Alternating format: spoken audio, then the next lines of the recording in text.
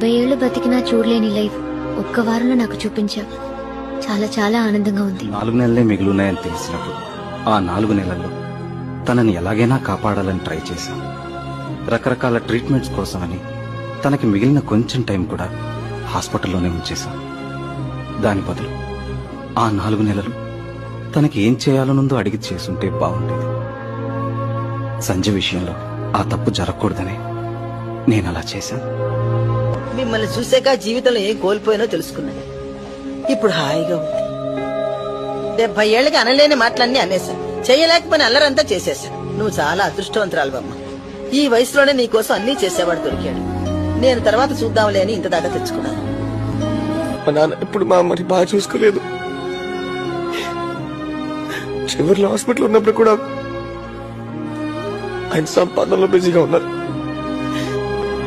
నువ్వు రాకముందు నాకు అన్ని రోజులు ఒకేలా ఉండేవి. కానీ నువ్వు వచ్చాక రోజుకొక వింత, ప్రతిరోజు ఫ్రెష్ జ్ఞాపకాలు.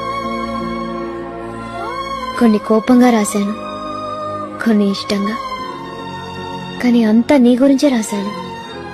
ఎందుకంటే నాకు పడుకోబోయే ముందు చివరి ఆలోచన, లేచాక మొదటి